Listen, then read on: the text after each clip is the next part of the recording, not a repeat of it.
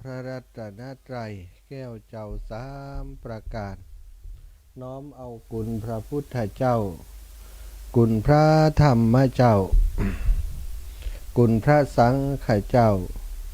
คุณพระอรหันตเจ้าอริยสงฆ์เจ้าจู้ตนจู้องค์ได้เมตตาแผ่ปรมีมาเป็นนวโลกุตรธรรมปกเก่าเกษาปกห่มรักษา ครูบาอาจารย์พระมหาเถระพระเถรานุเถระเพื่อนสหธรรมิกสหพรหมจารีทุกรูปทุกองค์ปกห่มรักษาศรัทธาสาธุชนคนดีเท่าแก่อีป่ออีแม่ตั้งหลายทุกท่านทุกคนติดตามรับฟังรายการสารธรรมยามค่ำตั้งสถานีวิทยุเพื่อการศึกษาวิทยาลัยสงฆ์นครลำปาง ซึ่งออกอากาศจากวัดบุญญาวาสวิหารพระอารามหลวงโดยเมตตาบารมีของหลวงพ่อท่านพระครูอนุสาสวรธรรมเจ้าคณะอำเภอเมืองลำปางสมปานเจ้าอาวาสวัดบุญญาวาสวิหารเอื้อเฟื้อสถานที่ตั้งสถานีบริหารงานโดยท่านดร.จิรศักดิ์ปันลำผู้อำนวยการสถานีผู้มีวิสัยทัศน์น้องแอมพัชริยาฟองจันตาเจ้าหน้าที่สถานีฝ่ายรายการฝ่ายประสานงานฝ่ายดูแลความเรียบร้อยต่างๆน้องนัทสถาพรสุธาคำช่างเทคนิคจิตอาสาของสถานีห้องบ่คืนตันห้องบ่วันใดช่วยเหลืองานของสถานที่ด้วยดีมาโดยตลอดต้องขอบคุณทีมงานทุกคนทุกท่านตลอดถึงศรัทธาสาธุชนคนดีตั้งหลายเป็นเจ้าภาพการน้ำกาไฟการใช้จ่ายของสถานีวิทยุวิทยาลัยสงฆ์เฮาตลอดทุกเดือนเนาะทำให้รายการสถาของสถานีของเฮาได้มีพระนักจัดรายการมาจัดรายการกันอย่างต่อเนื่องเป็นประโยชน์ แก่ศรัทธาญาติโยมที่สนใจสดับรับฟังพระธรรมเทศนาเรื่องราวดีๆต่างๆก็ติดตามทางสถานีวิทยุวิทยาลัยสงฆ์ ของเฮามาโดยตลอดนะก็ขอบคุณในนามพระนักจัดรายการนะก็ขอบคุณศรัทธาทุกคนที่เป็นกำลังใจคือครูบาอาจารย์ทุกรูปทุกองค์ที่จัดรายการที่นี่ได้มีกำลังใจในการจัดรายการในการเผยแผ่น้ำธรรมคำสอนขององค์ชินวรสัมมาสัมพุทธเจ้าจัดกันไปเมินนานๆฟังกันไปเมินนานๆเนาะศรัทธาจนกว่าที่หมู่เฮาทั้งหลายจะพลัดพรากจากกันด้วยเรื่องราวปัญหาของสุขภาพกาเรื่องราวของอนิจจังทุกขังอนัตตาเนาะสัตว์โลกย่อมเป็นไปตามกรรมเกิดแก่เจ็บตายจะจากกันไปวันใดก็ตามเหตุตามผลแต่เมื่อมีชีวิตอยู่ปบปะการฟังน้ำฟังธรรมทุกวันสร้างกองบุญกองกุศลไปเนาะวันนี้เป็นวันพระหลายๆคนก็จะไปวัดหลายๆคนก็ไปแล้วนะที่อยู่ต่างบ้านบ่ได้ไปไหนเฮามาไหว้พระกันก่อนเนาะกราบพระพร้อมกันกราบหนึ่งพุทโธเมนาโถกราบสองธัมโมเมนาโถ กราบสามสังโฆเมนาโถ อิมินาสการะนะพุทธังอภิปูชยามิอิมินาสการะนะธัมมังอภิปูชยามิอิมินาสการะนะธัมมังอภิปูชยามิอิมินาสการะนะสังฆังอภิปูชยามิอะระหังสัมมาสัมพุทโธภะคะวาพุทธังภะคะวันตังอภิวาเทมิกราบ สวากขาโตภะคะวะตาธัมโมธัมมังนะมัสสามิกราบสุปฏิปันโนภะคะวะโตสาวกสังโฆสังฆังนะมามิกราบนะโมตัสสะภะคะวะโตอะระหะโตสัมมาสัมพุทธัสสะนะโมตัสสะภะคะวะโตอะระหะโตสัมมาสัมพุทธัสสะพุทธังสารนังกัจฉามิธัมมังสารนังกัจฉามิสังฆังสารนังกัจฉามิตุติยัมปิพุทธังสารนังกัจฉามิตุติยัมปิธัมมังสารนังกัจฉามิตุติยัมปิสังฆังสารนังกัจฉามิตาติยัมปิพุทธังสารนังกัจฉามิตาติยัมปิธัมมัง สารนังกัจฉามิตาติยัมปิสังฆังสารนังกัจฉามิ อิติปิโสภะคะวะอะระหังสัมมาสัมพุทโธวิชชาจารณะสัมปันโนสุขโตโลกาวิทูอนุตตโรปุริสัทธัมมะสารทิสัทธาเทวมนุษย์สานังพุทโธภะคะวะติสาวากขาโตภะคะวะตาธัมโมสันทิฏฐิโกอากาลิโกเอหิปัสสิโกโอปานาญิโกปัจจตังเวทิตาโพวินยูหิติสุปฏิปันโนภะคะวะโตสาวกสังโฆอุชุปฏิปันโนภะคะวะโตสาวกสังโฆยายาปฏิปันโนภะคะวะโตสาวกสังโฆสามิจิปฏิปันโนภะคะวะโตสาวกสังโฆยะติทังจัตตาริปุริสายุขานิอัตถปุริสปุคลาเอสะภะคะวะโตสาวกสังโฆอะหุนายโยปะหุนายโยทักขินายโยอัญชลิการะนิโยอนุตตรังปุญญเขตังโลกัสสาติกราบพระพร้อมกันอีกครั้งหนึ่งเนกราบหนึ่งพุทธังวารันตังศิรสานะมามิกราบสองธัมมังวารันตังศิรสานะมามิกราบสามสังฆังวารันตังศิรสานะมามิ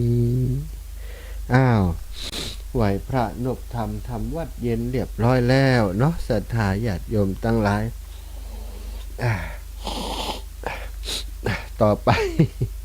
ก็จะได้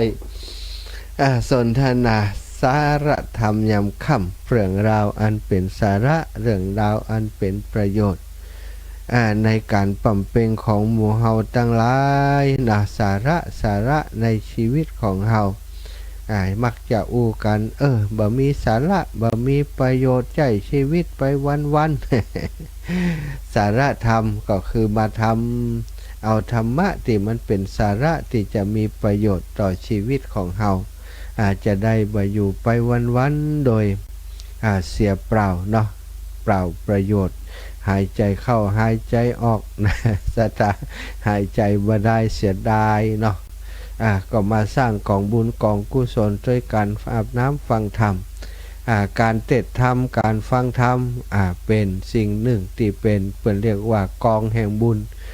บุญกิริยาวัตถุต่างหลายที่ได้กล่าวกันมาที่ได้อู้จามาตั้งแต่วันก่อนและ2 วัน3 วันมาแล้วกะเนาะบุญกิริยาวัตถุ10 ประการที่ว่าไปนอทานศีลภาวนาอัปปัจจยนะไม่นะอัปปัจจยนะไม่เวยาวัจจะไม่นะศรัทธาแล้วก็อู้กันถึงการช่องทางอื่นๆเนาะที่ตึงมีตึงโมดนาทานละไม่ศีลละไม่ภาวนาไม่อัปปัจจยนะไม่เวยาวัจจะไม่ปฏิฐานะไม่ปัตตานุโมทนาไม่ธรรมัสสวนาไม่ธรรมเทศนาไม่ทิฏฐุชูกรรม10 กองด้วยกันนะท่านนะไม่การฮือตานนะได้อูไปว่าตะวานี้เนาะแจกแจงรายละเอียดไปวันนี้ก็จะต่อเนื่องเนทานนะไม่ศีลละไม่ภาวนาไม่อัปปัจจยนะไม่เวยาวัจจะไม่ปฏิฐานะไม่ปัตตานุโมทนาไม่ธรรมสวนาไม่ธรรมเทศนาไม่ทิฏฐุชูกรรมนะก็คือ10 ข้อนี้ข้อที่1บุญสำเร็จโดยการบริจาคทานข้อที่2บุญสำเร็จโดยการรักษาศีลบุญสำเร็จโดยการเจริญภาวนาบุญสำเร็จโดยการทออ่อนน้อมถ่อมตนบุญสำเร็จโดยการขวนขวายช่วยเหลือการงานบุญช่วยเหลือพี่น้องเจ้าบ้านต่างๆบุญสำเร็จโดยการฮื้อส่วนบุญแต่ที่เฮาทำบุญสำเร็จโดยการอนุโมทนาบุญบุญสำเร็จโดยการฟังธรรมบุญสำเร็จโดยการแสดงธรรมบุญสำเร็จโดยการเป็นผู้มีความหันถูกต้องนานศรัทธาเนาะวันก่อนได้อู้ถึงเรื่องการฮือทานควรทำอย่างใดวัตถุทานจะต้องบริสุทธิ์เจตนาในการฮือทานจะต้องบริสุทธิ์ตั้งแต่ก่อนจะฮือคณะที่ฮือและก่อนหลังจากฮือมีจิตใจหล่าเริงเบิกบานมีความพร้อมมีความพึงพอใจบ่ได้ถูกไผบังคับจิตใจเบิกบานมั่นคงที่จะทำบุญก็จะมีความสุขศรัทธาเนี่ยแล้วก็ต่อมาแต่วันนี้ก็มาถึงผู้ที่จะรับทานนะรับทาน ผู้รับทานก็เปรียบเสมือนเมื่อนาบุญเนาะเนื้อนาบุญพระสงฆ์เป็นเนื้อนาบุญเนี่ยอย่างพระพุทธองค์ตรัสไว้พระสงฆ์เป็นเนื้อนาบุญผู้รับทานถือว่าเป็นเนื้อเปรียบเสมือนเนื้อนาบุญเนื้อนาตรงนี้ศรัทธาก็คือนานะคำว่านานี่นาสำหรับปลูกข้าวปลูกข้าวปลูกพืชพักธัญญาหารต่างๆนาไร่ถ้าเนื้อนามันดีถ้านามันดีมีปุ๋ยมีอะไรอย่างเป็นนาที่อุดมสมบูรณ์ปลูกอย่างมันก็ขึ้นมันก็งอกมันก็งดงามคือผลผลิตที่ดีแต่ถ้านาที่แห้งแล้งบ่มีอาหารของพืชเลยนะศรัทธาปลูกไปแล้วมันก็ได้ผลบ่ดีได้ผลน้อยผลผลิตน้อยบ่สมบูรณ์ถ้านามันดีถ้านาบันดีอย่างที่ว่ามันก็สมบูรณ์ในที่นี้เปรียบเสมือนพระสงฆ์เป็นเนื้อนาบุญเนื้อนาแห่งบุญศรัทธาเนื้อนาแห่งบุญที่ดีเพราะยังก็เพราะสงฆ์พระสงฆ์องค์สังฆเจ้าผู้ปฏิบัติดีปฏิบัติชอบอยู่ในศีลธรรมวินัยของพระพุทธเจ้าถ้าเคร่งครัดจริงก็ถือว่าเป็นเนื้อนาบุญที่ดีแต่อย่างใดก็ตามเนาะเนื้อนาบุญของพระสงฆ์นั้นก็ดีผ่องบาดีผ่องศรัทธาญาติโยมที่เฮาได้ฟังข่าวสารต่างๆก็เป็นเรื่องของบุคคลแต่ในที่นี้ศรัทธาเนื้อนาบุญที่ดีเฮาหมายถึงอย่างพระสงฆ์อรหันตเจ้าผู้บรรลุอรหันต์ตั้งหลายที่เป็นพุทธสาวกของพระพุทธเจ้าในอดีตก็ดีที่ผ่านมาบ่เมินนานและในปัจจุบันการก็ยังมีพระอรหันต์อยู่แต่เปิ้นจะบอกเฮาเข้าใจเอาเองพอเอาเองตนใดปฏิบัติดีปฏิบัติชอบก็โจกไผ่ดวงมันเหมือนกับนานั่นละเนาะหวานให้หวานนาบางแต่บางทีก็ไปจับใส่นาบ่ดี ก็จะผลผลิตก็อาจจะบ่ดีเลือกดูศรัทธาแต่สำคัญที่สุดคือบุญทำบุญกับสงฆ์นึกถึงสงฆ์อันเป็นอรหันตสงฆ์สมมุติสงฆ์อรหันตสงฆ์สงฆ์ที่ปฏิบัติดีปฏิบัติชอบแม้จะล่วงลับไปแล้วเฮาทำบุญเฮาระลึกนึกถึงเปิ้น ก็จะได้บุญเช่นเดียวกันผู้รับทานเปรียบเสมือนนาบุญถ้าฮือทานแก่คนบดีก็เหมือนเนื้อนาบุญที่มันบดีทานที่ทำไปก็มีผลน้อยเปรียบกับการหวานเมล็ดข้าวเปลือกลงในพื้นที่นาดินบดีเมล็ดข้าวที่หวานลงไปก็งอกเงยบดีบ่สมบูรณ์แต่ถ้าผู้รับทานเป็นคนดีมีศีลมีธรรมก็เหมือนหวานข้าวกล้าลงในนาที่ดีก็จะได้ผลบุญที่ดีถ้าผู้รับทานยิ่งมีศีลมากท่านนั้นก็ยิ่งมีผลบุญฮือเฮามากดังนั้นการฮือทานแก่คนมีอานิสงส์ฮือกว่าฮือแก่สัตว์เพราะคนมีคุณธรรมสูงกว่าสัตว์การฮือทานแก่ผู้มีศีลมีอานุสงส์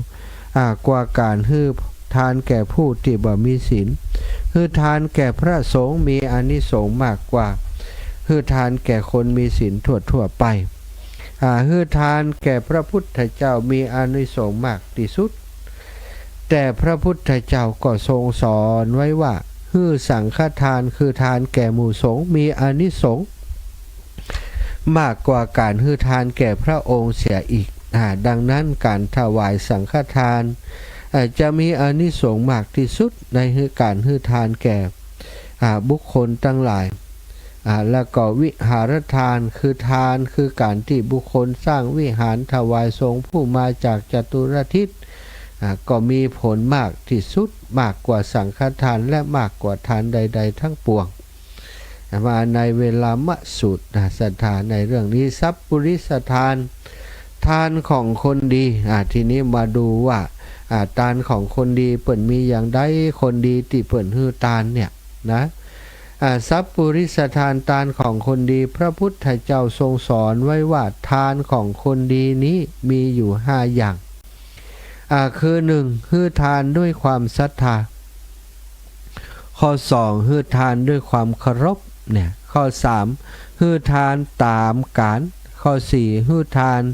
มีจิตอนุเคราะห์นะข้อ5ฮือทานบักกระทบตนบักกระทบผู้อื่นมีอยู่5อย่างด้วยกันศรัทธาจำคร่าวๆไว้ก่อนนะก็เดี๋ยวจะได้อธิบาย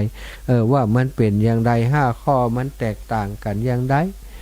ฮือทานด้วยความศรัทธาด้วยความเคารพฮือทานตามกาลเวลาฮือทานด้วยจิตอนุเคราะห์ฮือทานโดยบักกระทบตนบักกระทบผู้อื่นนี่คือลักษณะของทานของคนดีมีอยู่5อย่างนี้พระพุทธองค์ทรงสอนว่าบุคคลเมื่อฮือทานตามนี้แล้วเมื่อผลแห่งทานเกิดขึ้นย่อมเป็นผู้มั่งคั่งมีทรัพย์มากมีโภคะมากความล่มจมแห่งโภคะย่อมบ่มาจากที่ไหนคือว่ามาจากไฟจากน้ำจากพระราชาจากโจรหรือจากทายาทผู้บ่เป็นที่รักเสถะการฮือทานควรทำจิตใจอย่างใดในเรื่องการทำจิตใจคณะฮือทานจะทำให้มีอานิสงส์บ่เหมือนกันเสถะจิตใจที่คาดหวังในผลของทานจะมีอานิสงส์น้อยกว่าการฮือทานเปิดสละกิเลสในใจของเฮาดังข้อความที่พระพุทธองค์ทรงสอนพระสารีบุตรโดยย่อก็มีความว่าดูก่อนสารีบุตรในการฮือทานนั้นบุคคลมีความหวังฮือทานมีจิตผูกพันในผลของทานแล้วฮือทานมุ่งการสั่งสมทานฮือทานด้วยคิดว่าเมื่อตายไปแล้วเฮาจักเสวยผลแห่งทานนี้เมื่อต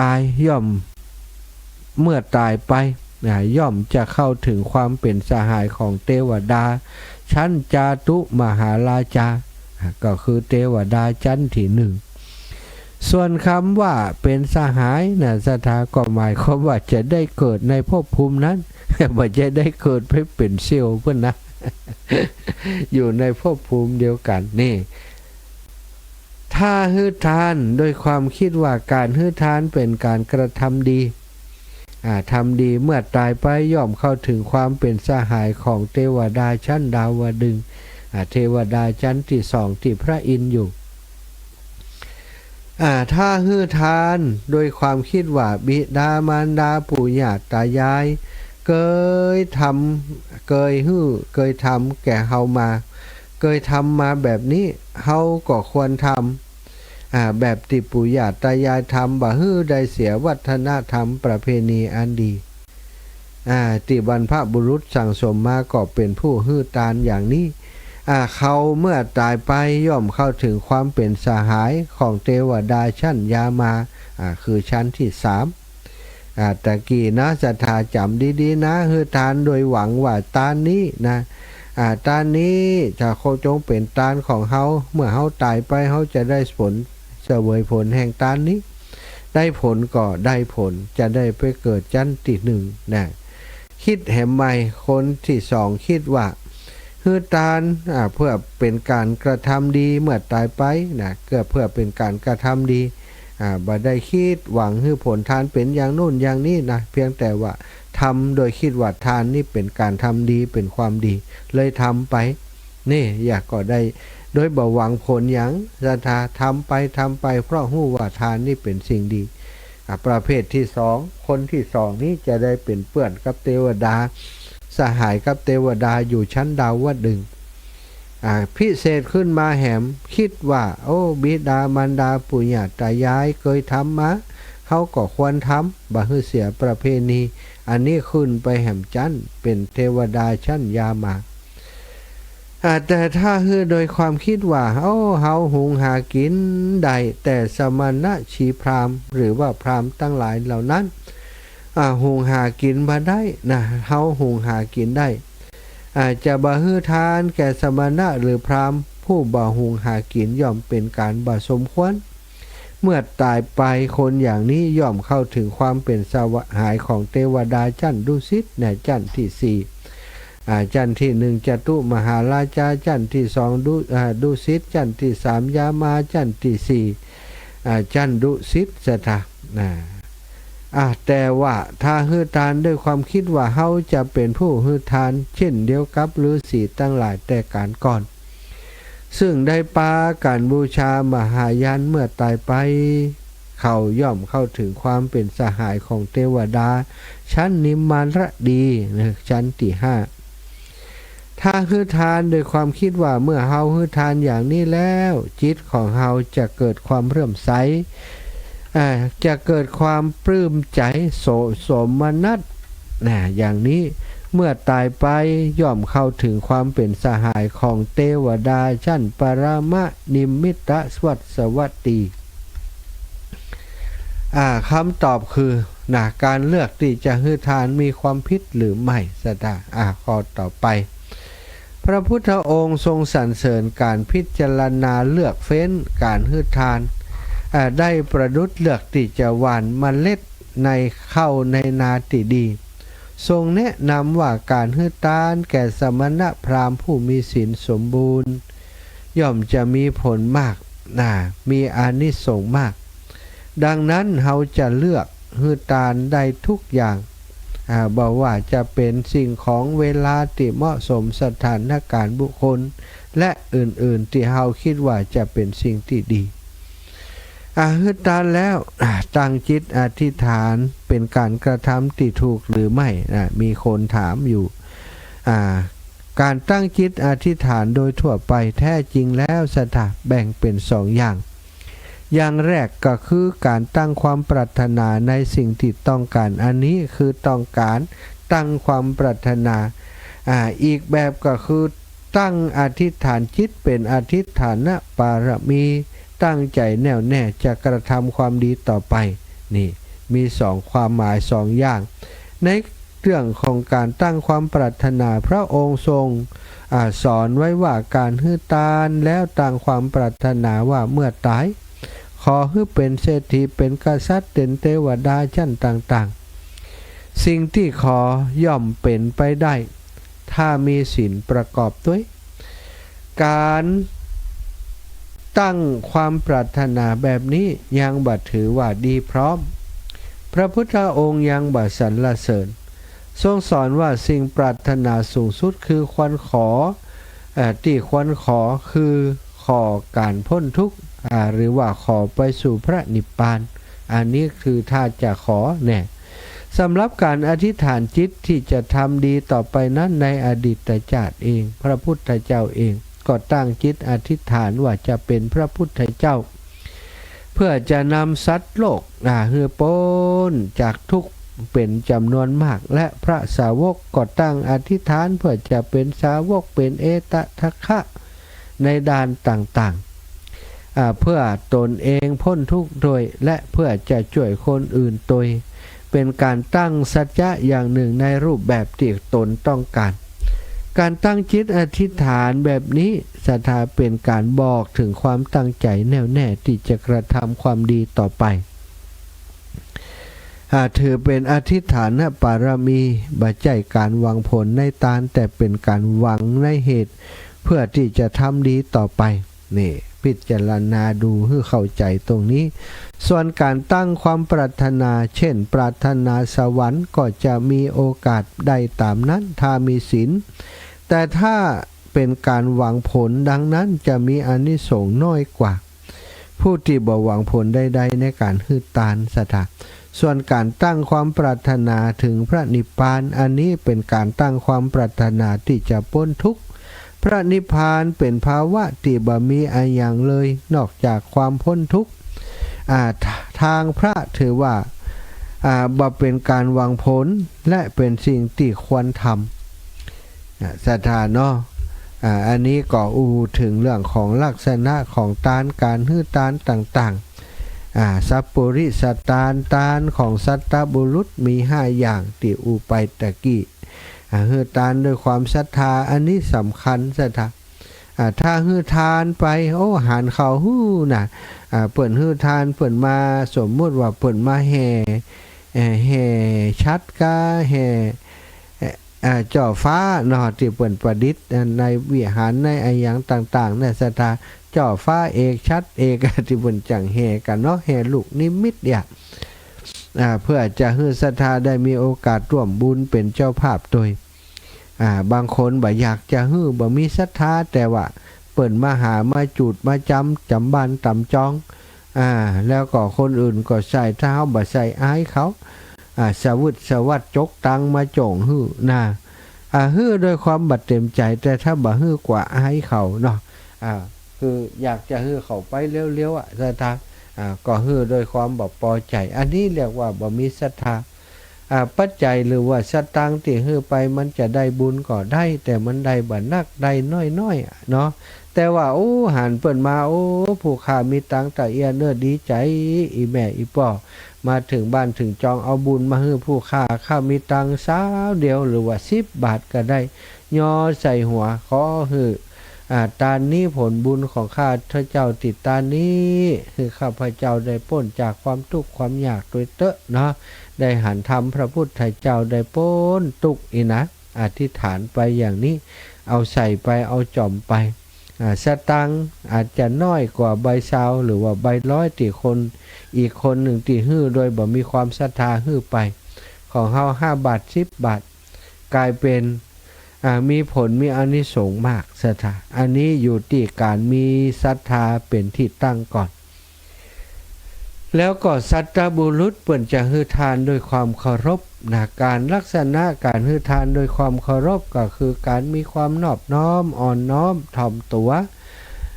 เอาทานเอาของไปถวายกล่าววาจาที่ไพเราะขอกราบนิมนต์เจ้าพระคุณเจ้าท่านอาจารย์ตุเจ้าตุลุงตุนาตุนิมนต์เจ้านิมนต์ครับทำท่าทางนอบน้อมใส่บาตรแล้วประนมมือไหว้รับเอาปอนด้วยความนอบน้อมอย่างนี้เรียกว่ามีความเคารพในการฮื้อตานตามการตามเวลาทานตามการตามเวลาจัดถวายข้าวน้ำโภชนาอาหารก็ถวายก่อนเพลหลังจากนั้นก็จะเป็นคีลนะเภสัชการนำปานะการเนี่ยต้องฮู้การละฮู้เวลา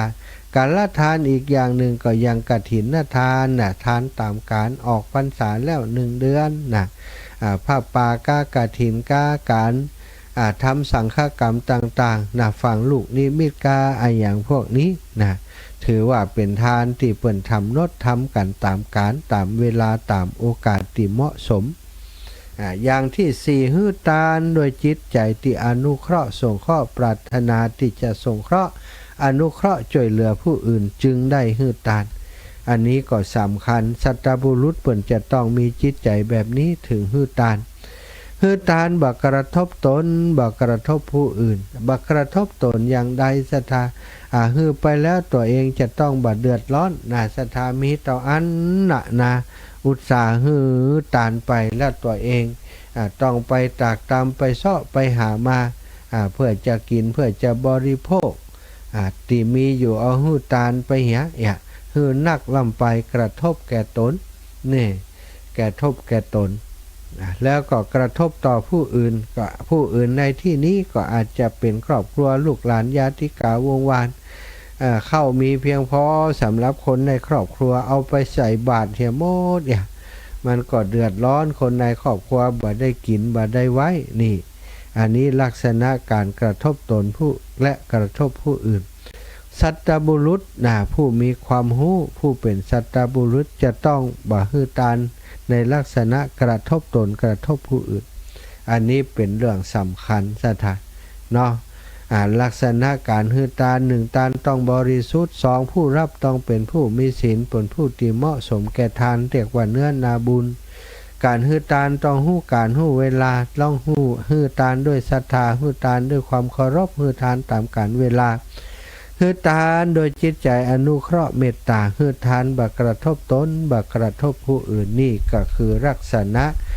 ของการฮื้อตานของสัตบุรุษทั้งหลายนี่ต่อไปก็จะมาดูเรื่องอานิสงส์ของการฮื้อตานการฮื้อตานจะมีอานิสงส์ในทางที่มีโภคทรัพย์และรูปสมบัติมีบันทึกไว้ในพระไตรปิฎกโดยเบื้องต้นได้มีเทวดาทูลถามว่าบุคคลฮื้อสิ่งอันยังชื่อว่าฮื้อกำลังฮื้อสิ่งอันยังชื่อว่าฮื้อวรรณะฮื้ออันยังชื่อว่าฮื้อความสุขฮื้ออันยังชื่อว่าฮื้อจักษุบุคคลฮื้ออย่างไรชื่อว่าฮื้อทุกสิ่งทุกอย่างสตา3-4 ข้อด้วยกันที่เทวดาถามพระผู้มีพระภาคเจ้าก็ทรงตรัสตอบว่าบุคคลฮื้ออาหารสตาชื่อว่าฮื้อกำลังบุคคลฮื้อเสื้อฮื้อผ้าชื่อว่าฮื้อวรรณะถ้าอยากมีวรรณะสวยงามผิวพรรณผ่องใสฮื้อเสื้อผ้าอาภรณ์สบงจีวรถ้าถวายพระสงฆ์องค์สักเจ้าถ้าฮื้อยานพาหนะชื่อว่าฮื้อความสุขยานพาหนะในที่นี้อาจจะปัจจุบันนี้พระสงฆ์องค์สังฆเจ้าเดิน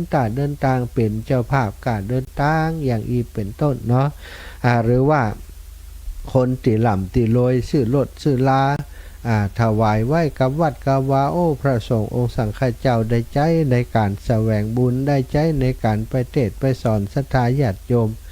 ใจในการประกอบในการไปปฏิบัติธรรมหั่นนี่อันนี้ก็ถือว่าฮื้อยานพาหนะอีกอย่างหนึ่งเนาะก็ฮื้อเกิบกะศรัทธาพาหนะทุเจ้าเนาะทุเจ้าจะเดินทางไปที่ไหนถ้ามีเกิบมีรองเท้าก็ลำบากซื้อรองเท้าถวายอย่างทุลุงอีน้องซื้อพาหนะไปถวายอีนะซื้อรองเท้าไปถวาย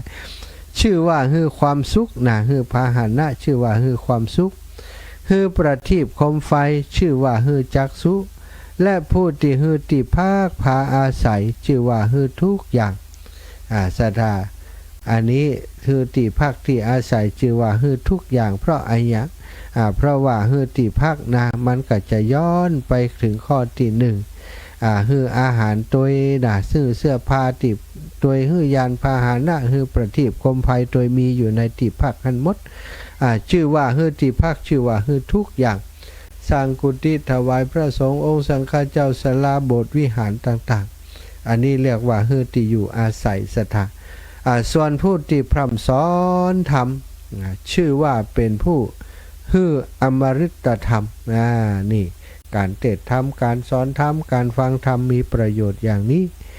แล้วก็ยังทรงสอนอีกว่าผู้ที่ฮื้อของที่พอใจย่อมได้ของที่พอใจผู้ฮื้อของที่เลิศย่อมได้ของที่เลิศ ผู้ที่ฮื้อของที่ดีก็ย่อมได้ของที่ดีผู้ที่ฮื้อของที่ประเสริฐ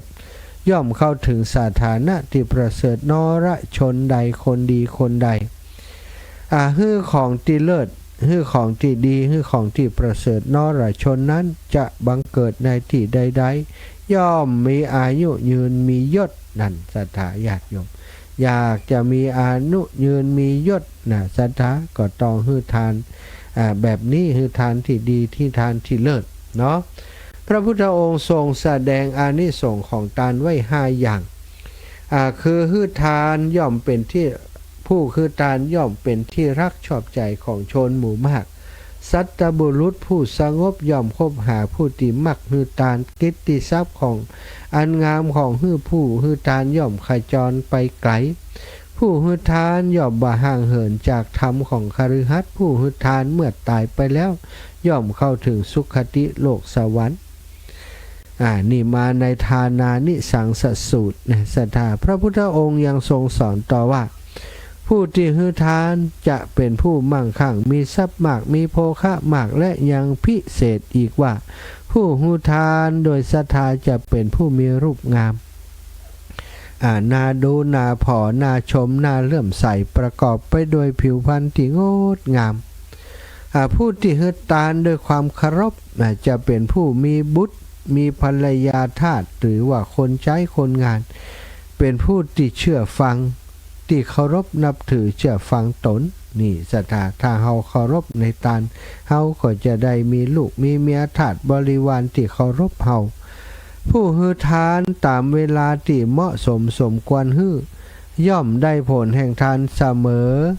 เมื่อตนต้องการบ่ได้ก็ได้เหมือนนั้นอย่าศรัทธาส่วนผู้ที่มีจิตอนุเคราะห์ฮื้อทานจะมีจิตใจประณีตขึ้นโดยรับการบริโภคกรรมคุณ5ที่ประณีตยิ่งขึ้นผู้ฮื้อทานบ่กระทบตนและผู้อื่นจะเป็นผู้มีโภคทรัพย์ที่มั่นคงบ่มีพยานอันตรายบ่ว่าจะจากดินน้ำลมไฟพระราชาโจรจากคนบ่เป็นที่รักหรือว่าจากทายาทมากระทำอันตรายได้อันนี้คือผลอานิสงส์ของทานและลักษณะการฮื้อทานอย่างใดจะมีผลมากอานิสงส์มากเนาะศรัทธาเอาแล้ววันนี้ได้อุจาเรื่องลักษณะการฮื้อทานอานิสงส์ของทานพอสมควรศรัทธาเพิ่มเติมสติปัญญาความรู้ที่มีอยู่แล้วของศรัทธาญาติโยมกระตุ้นให้ได้ระลึกถึงการทำทานควรจะทำอย่างใดให้ทำให้ถูกต้องทานอย่างเดียวกันนั้นนะแต่จิตใจสำคัญตั้งจิตตั้งใจมีศรัทธามีความเคารพศรัทธามีความรู้ในการให้ทานที่เหมาะสมให้โดยจิตอนุเคราะห์ให้ทานโดยบักกระทบตนบักกระทบผู้อื่นเป็นสิ่งที่จะทำให้เฮาทานของเฮานั้นมีผลมากมีอานิสงส์มากพระราชาโจรก็ดีดินน้ำไฟก็ดีบ่สามารถจะทำลายผลของทานของเฮาได้เอาละเนาะวันนี้ตะกี้มีข้อความอยู่ข้อหนึ่งที่เปิ่นบอกเนาะฮื้อทานฮื้อทาน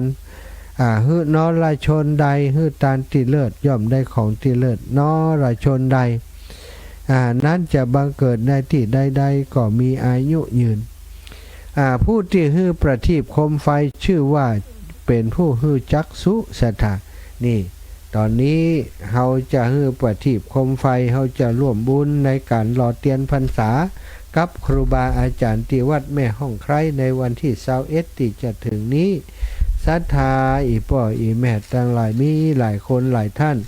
ได้โอนปัจจัยไปติดตู้ลุงแดงอาจบางคนก็เอาเปิ่งอาจารย์เนี่ย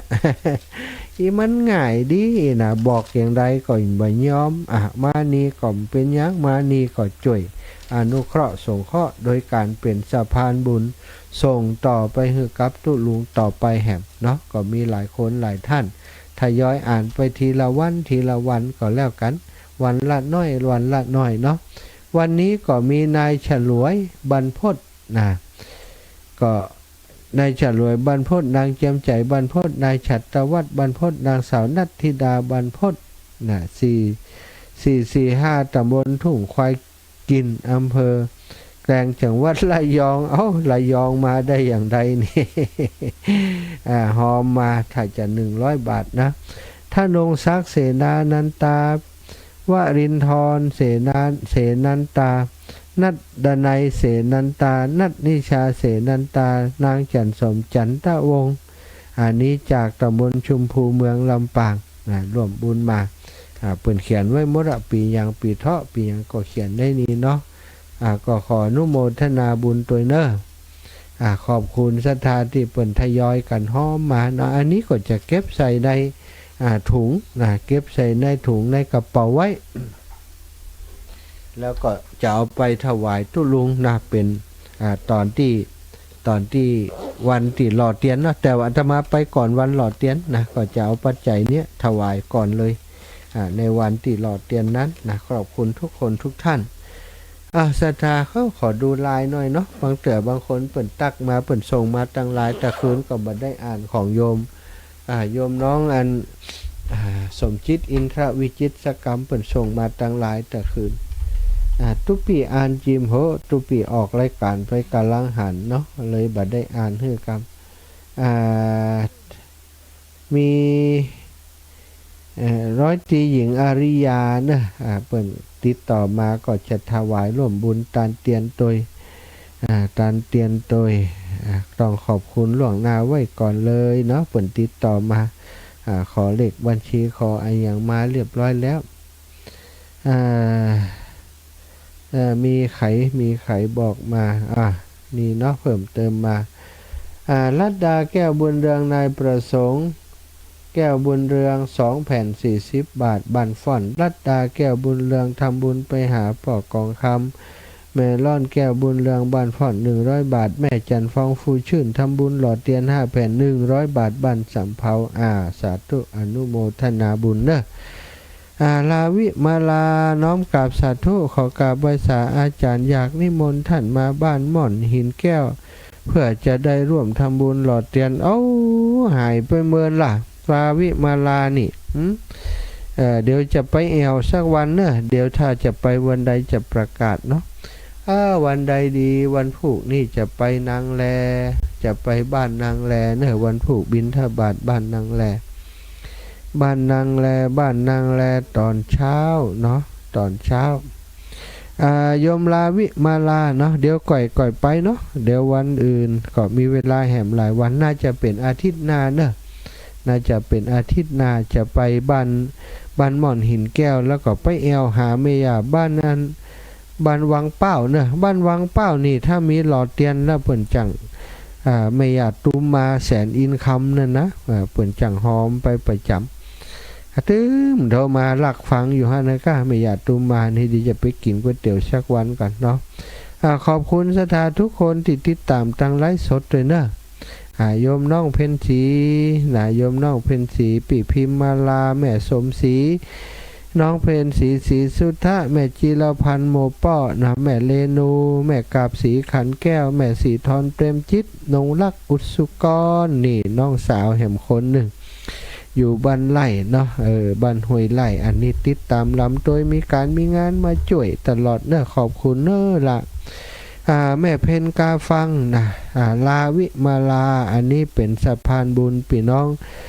บ้านหม่อนหินแก้วเดี๋ยวจะไปแอวหาเนอะหม่อนหินแก้วกับวังเป้าเนาะไปวันใดน่าจะอาทิตย์หน้าเดี๋ยวจะแจ้งให้ทราบหลังวันที่9เนาะหลังวันที่9มีงานอย่างในบ่ได้จดไว้สมองก็คิดบ่ออกแล้วแต่ว่ามีงานวันที่9น้องอรพินรามบุตรก็ติดตามจะเปิดสายสักน้อยก่อนแล้วกัน08084417308088444173พี่น้องนางแลเนอร์วันพุธจะไปแอวหาบ้านนางแลแม่ย่าบัวลอยสายเขียวแม่ทองสุกแลกันทะแม่พิษสมัยเขื่อนคำแสนหลายแม่เนาะวันพุธจะไปกินน้ำพริกกินนักกับบ่ได้สถาเจ็บต้องเป็นโรคกระเพาะช่วงนี้ซ้ำกินยารักษาแขนเนาะอีแม่แต่เจ้าอีแม่ก็ฝากหอมมาแหมนี่จ้า พระเจ้าเจ้าแม่สีวันเจ้าเจ้าเจ้าอยู่เจ้าอันแม่ฝากคือฝากไปทำบุญคือตู้ลุงแดงแล้วนะเจ้าเจ้าแต่เจ้าอันแม่ฝากอันนั้นเนาะใส่พี่สาวเจ้าพี่สาวแม่กะเจ้าแม่สีวันแม่สีวันบอกน้ำสกุลผมกันเราไม่ลืมปักสิงเจ้าปักสิงปักสิงแล้วแต่เจ้าอันยมแม่อย่างก็ที่อันยมปีอย่างก็ที่อันแม่พัดเจ้าแม่พัดน้ำสกุลอย่างคะน้ำสกุลปกแก้วเจ้าปกแก้วกับปักสิงใกล้กันเนาะอีแม่หอมแต่เจ้าฝากหอม300เนาะเหมือนก็เจ้า300 บาทเจ้า300เจ้ายมแม่อันแม่พัดปกแก้วแหม100 บาทนะสาธุนะแม่นะแม่อยู่ดีมีสุขปันหอมปันหายนะสาธุเจ้าอีแม่ขอบคุณเจ้าขอบคุณเจ้าเจ้าอีแม่หายเร็วๆนะเจ้าเนอะค่ะสาธุโอ้เสียงอีแม่แข็งแรงขึ้นเนาะแม่สีวันบันกลางโตแม่สีวันปักสิงอีแม่ก็ต้องไปคีโมดูแลตัวเองแต่ว่าเปิ่นมีความเข้มแข็งตั้งจิตใจบ่หวั่นไหวเนาะบ่ซกสะทกสะท้านบ่หวั่นไหวรักษาไปคนเฮาซะทะหลายๆคนถ้าเปิ่นบ่เครียดถ้าเปิ่นอยู่โดยบ่กังวลบ่วิตกหยังนะสุดท้ายก็หายหลายๆคนเปิ่นก็คีโมแล้วเปิ่นก็หายได้นะศรัทธา0808844173เน้อบอกเบอร์โทรศัพท์ตุ้ลุงแดงสักน้อยก่อนศรัทธาที่จะหอม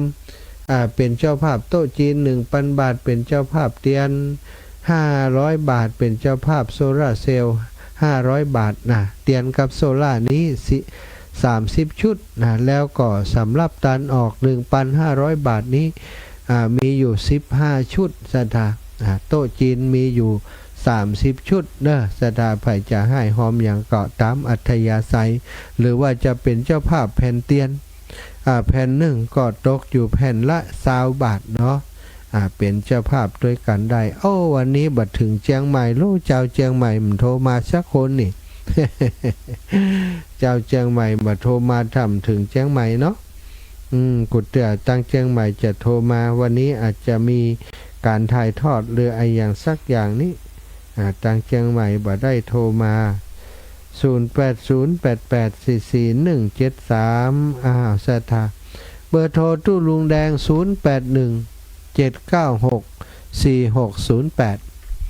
0817964608ไอ้แม่อีปอยจะหอมอย่างโทรไปติดตู้ลุงแดงก็ได้ถามเบอร์ถามเลขที่บัญชีของเปิ้นติเบอร์นี้เนาะ0817964608เนอะเอาละศรัทธาตอนนี้ 19:56 นาทีเนาะก่อนจะนำรายการจากลาศรัทธาไปก็ขอความสัตย์สดีความโชคดีทั้งหลายจงบังเกิดมีแก่ศรัทธาสาธุชนคนดีทุกทนทุกท่านขอให้ท่านเจ้าเกิดสิ่งใดสมความมุ่งมั่นปรารถนาจุเนื่องจุประการคิดเงินได้เงินคิดทองได้ทองอยู่กับครอบครัวให้มีความอบอุ่นให้มีความสุขกันจุผู้จุคนเนอจัตตารโอธัมมาวาทันติอายุวันโนสุขังปะลัง